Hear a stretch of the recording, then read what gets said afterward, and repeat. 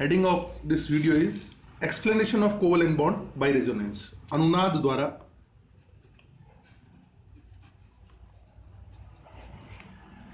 सहसंयोजक बंध की व्याख्या।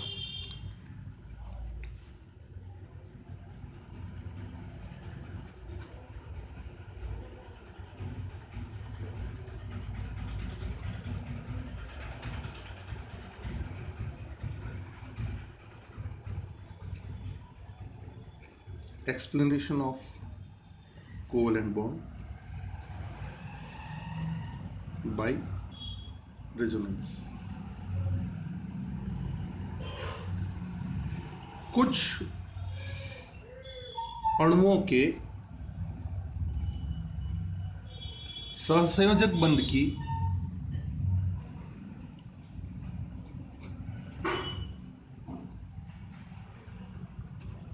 प्रकृति की व्याख्या अनुनाद द्वारा ही संभव है। रेजोनेंस अनुनाद द्वारा ही संभव है। जैसे उदाहरण CO3 2- कार्बोनेट आयन।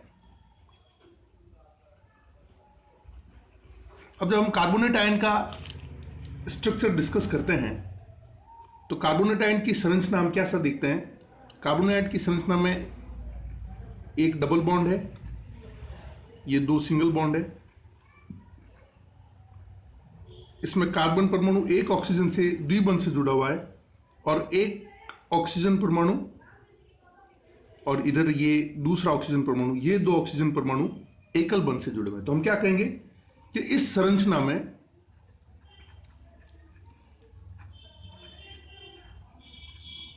ऑक्सीजन परमाणु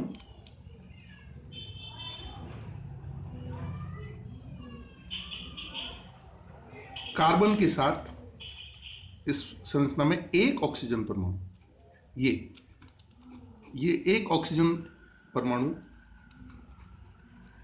कार्बन के साथ द्विबंध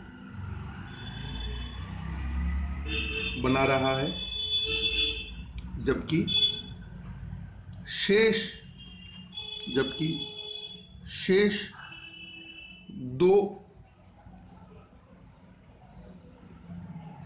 ऑक्सीजन परमाणु एकल बंध द्वारा, जबकि शेष दो ऑक्सीजन परमाणु एकल बंध द्वारा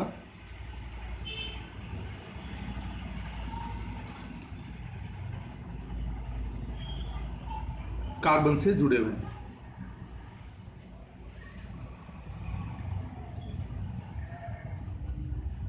ठीक है, अर्थात एक ऑक्सीजन परमाणु जो द्विबंध से जुड़ा हुआ है उसका तो बंध क्रम होगा, अर्थात एक ऑक्सीजन परमाणु का बंध क्रम बॉन्ड ऑर्डर 2 होना चाहिए तथा शेष जो दो ऑक्सीजन परमाणु हैं, शेष ऑक्सीजन परमाणुओं का बंध क्रम क्या होगा, 1-1 होगा। और कार्बन परमाणु का बंध क्रम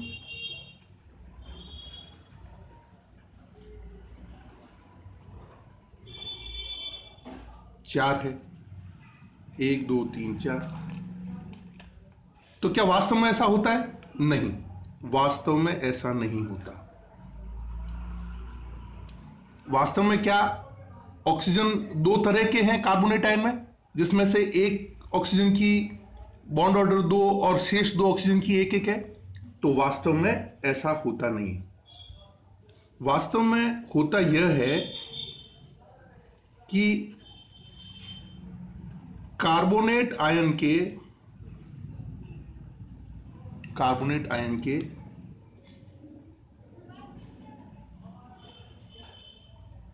वास्तव में होता यह कि कार्बोनेट आयन के तीनों ऑक्सीजन परमाणु तीनों ऑक्सीजन परमाणु एक दूसरे के एकदम समान होते हैं, मतलब तीनों ऑक्सीजन परमाणु में कोई फर्क नहीं, एकदम समान होते हैं और समतलीय संरचना में, कोप्लेनर, समतलीय प्लेनर संरचना में ऑक्सीजन कार्बन ऑक्सीजन बंध कोण, ऑक्सीजन कार्बन ऑक्सीजन बंध कोण OCO बॉन्ड एंगल 120 डिग्री का होता है। यह है इसकी वास्तविक स्थिति। तो पॉलिंग ने इसको कैसे एक्सप्लेन किया? हमारा हेडिंग क्या है? अनुनाद द्वारा सहसंयोजक बंध की व्याख्या। तो होना तो क्या चाहिए, एक डबल बॉन्ड और दो सिंगल बॉन्ड और इस तरह से संरचना होनी चाहिए, लेकिन वास्तविकता क्या है कि इनका बंध कोण 120 डिग्री और तीनों ऑक्सीजन परमाणु समान हैं। तो इसको पॉलिंग ने कैसे एक्सप्लेन किया? पॉलिंग ने इसकी व्याख्या करने के लिए अनुनाद की अवधारणा दी। पॉलिंग ने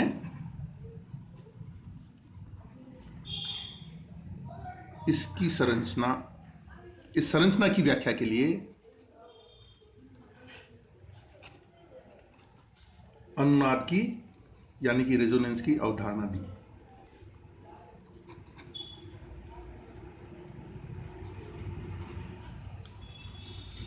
क्या होता है ये? देखो, अवधारणा इसके अनुसार, अनुनाद के अनुसार, अकॉर्डिंग टू रेजोनेंस, अनुनाद के अनुसार कार्बोनेट आयन की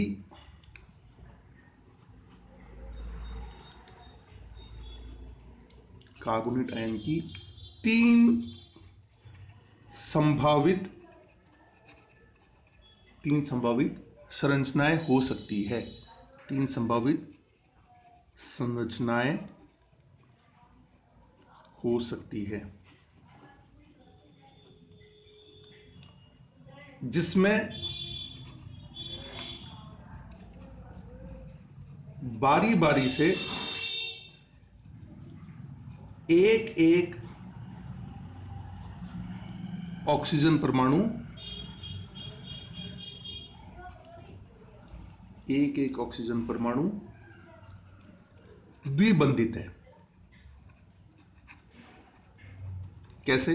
देखो, ये कार्बन, ये एक बार ऑक्सीजन द्विबंधित, ये कार्बन, ये दूसरा ऑक्सीजन बंधित, ये कार्बन, ये तीसरा ऑक्सीजन, और शेष ये दो ऑक्सीजन, ये नेगेटिव चार्ज, ये नेगेटिव चार्ज, ये ऑक्सीजन नेगेटिव चार्ज, ये ऑक्सीजन नेगेटिव चार्ज, ये ऑक्सीजन नेगेटिव चार्ज। तो बारी बारी से, पहले इस ऑक्सीजन की बारी, फिर इस ऑक्सीजन की बारी, फिर इस ऑक्सीजन की बारी, बारी बारी से जो ऑक्सीजन परमाणु कार्बन से द्विबंधित हो सकता है। और साथ ही साथ इन तीनों संरचनाओं का कोई स्वतंत्र अस्तित्व नहीं होता। इन तीनों संरचनाओं का कोई स्वतंत्र अस्तित्व नहीं होता। ये इंपॉर्टेंट बात है।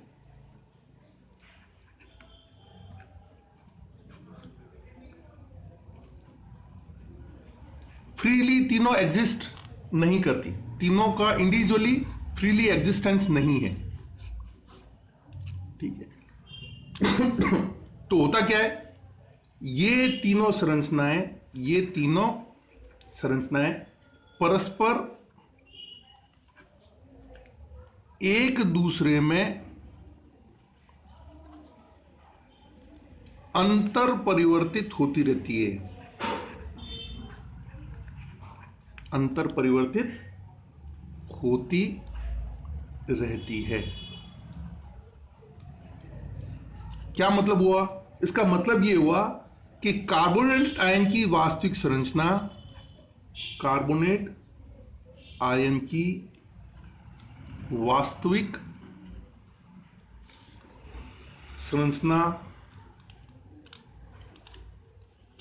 इनमें से कोई भी नहीं है, इनमें से कोई भी नहीं है। देखिए, तीन बहुत इंपॉर्टेंट बातें अब तक मैंने कही। अनुनाद के अनुसार कार्बोनेट संरचना को एक्सप्लेन किया पॉलिंग ने। वो ये कहता है कि ये तीनों ऑक्सीजन परमाणु बारी बारी से डबल द्विबंधित होते हैं, और हकीकत ये है कि इन तीनों संरचनाओं से किसी का भी स्वतंत्र अस्तित्व नहीं होता, फ्रीली एग्जिस्ट तीनों में से कोई भी नहीं करती, और तीनों एक दूसरे में अंतर परिवर्तित होती रहती है। और लास्ट एंड फाइनल इंपॉर्टेंट बात क्या कह दी कि वास्तविक संरचना जो है वो तीनों ही नहीं है, वास्तविक संरचना इनमें से कोई भी नहीं। ये तीन इंपॉर्टेंट पॉइंट अनुनाद को एक्सप्लेन करने के लिए बहुत जरूरी है।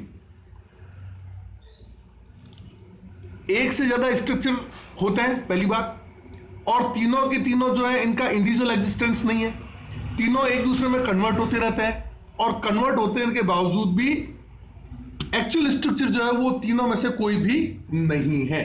ये तीन पॉइंट जो है वो एक तरीके से एक्सप्लेनेशन है व्हाट इज रेजोनेंस, अनुनाद क्या है उसका ये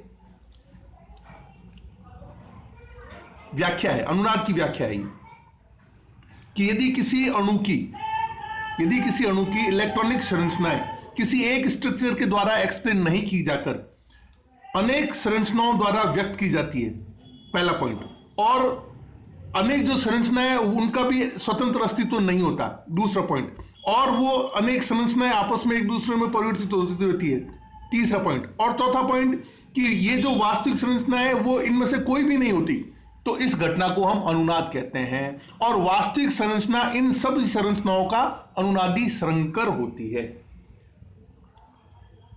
लास्ट एंड फाइनल इंपॉर्टेंट बात क्या हो गई कि जो इन तीनों के योगदान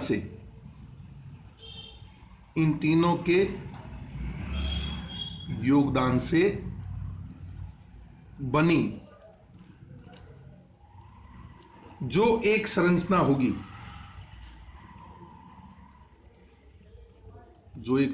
होगी, उसे हम अनुनादी संकर कहेंगे, उसे अनुनादी संकर, रेजोनेटिंग हाइब्रिड स्ट्रक्चर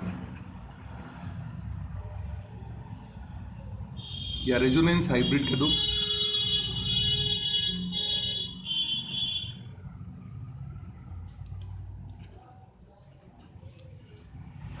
कहते हैं। तो रेजोनेंस है क्या, what do you mean by resonance? तो रेजोनेंस को यदि हमको एक्सप्लेन करना हो तो ये 5 पॉइंट, 1 2 3 4 5 पॉइंट हमको उसमें लिखने पड़ेंगे।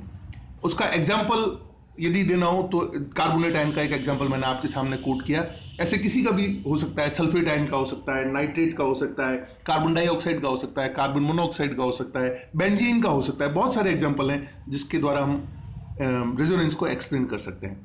तो रेजोनेंस क्या है, इस पर्टिकुलर वीडियो के अंदर हमने आपको रेजोनेंस क्या है वो भी बताया, और रेजोनेंस के आधार पर कोवेलेंट बॉन्ड का एक्सप्लेनेशन भी बता रहे हैं। तो रेजोनेंस क्या होता है ये भी उसमें मैंने जैसा कि आपको बताया कि ये 4 पॉइंट आपके आने जरूरी हैं। तो यहां पर कार्बोनेट का रेजोनेंट हाइब्रिड स्ट्रक्चर क्या बन जाएगा, ये कार्बन, ये ऑक्सीजन, ये ऑक्सीजन, ये ऑक्सीजन, और तीनों के साथ में ये डॉट डॉट डॉट बॉन्ड, और बाहर नेगेटिव चार्ज। ठीक है, इससे होगा क्या, इससे ये होगा कि जो अनुनाद से अणुओं का स्थायीकरण हो जाता है और निम्न ऊर्जा, तो ये जो स्थिति होगी जब एक किसी इलेक्ट्रॉनिक स्ट्रक्चर से किसी मॉलिक्यूल का स्ट्रक्चर हम एक्सप्लेन नहीं कर पाते हैं, तो उसके अनेक संभावित स्ट्रक्चर हम ड्रॉ करते हैं, और जो कि जिनका स्वतंत्र अस्तित्व नहीं होता, और ये जो इंडिविजुअल स्ट्रक्चर हम बनाते हैं वो आपस में इंटरकन्वर्टेड होते रहते हैं, और वास्तविक संरचना जो होती है वो इन सभी कैनोनिकल स्ट्रक्चर्स का या जो संभावित संरचना है उनका अनुनादी संकर होती है। इस घटना को हम अनुनाद कहते हैं। और अनुनाद से फायदा क्या होता है, फायदा ये होता है कि अणुओं का स्थायीकरण हो जाता है। अनुनाद से अणुओं का स्थायीकरण हो जाता है और वो निम्न ऊर्जा स्तर पर आ जाता है, और वह निम्न ऊर्जा स्तर पर आ जाता है। ठीक है, तो ये हुआ साहब अनुनाद के। और जैसा कि मैंने कहा, पूछा जाए आपको कि व्हाट इज रेजोनेंस एनर्जी, तो रेजोनेंस एनर्जी, अनुनाद ऊर्जा क्या है? अनुनाद ऊर्जा, तो अनुनाद ऊर्जा की परिभाषा होगी किसी भी अणु की निम्नतम ऊर्जा स्तर वाली अनुनादी संरचना, निम्नतम ऊर्जा स्तर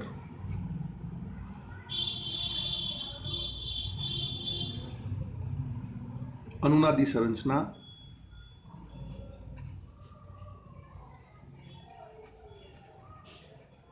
एवं उसकी वास्तविक संरचना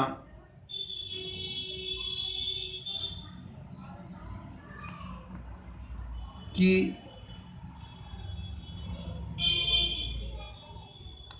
ऊर्जा के अंतर को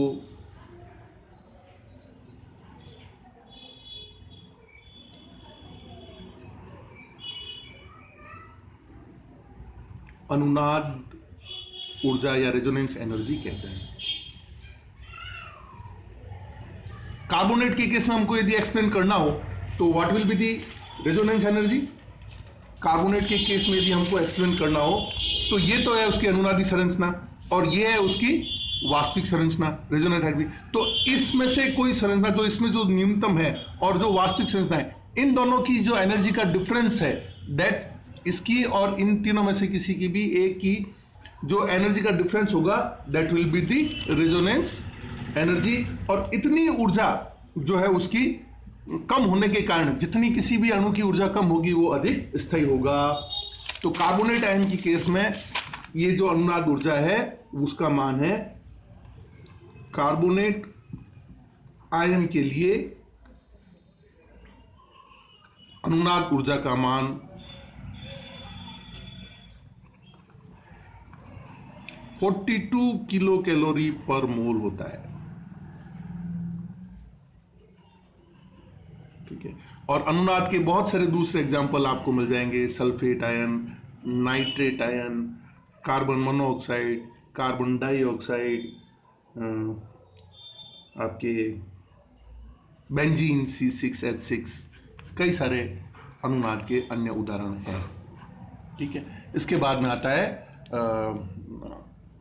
अनुनाद के लिए आवश्यक शर्तें या कंडीशंस फॉर रेजोनेंस, वो हम नेक्स्ट वीडियो में डिस्कस करेंगे। Thank you.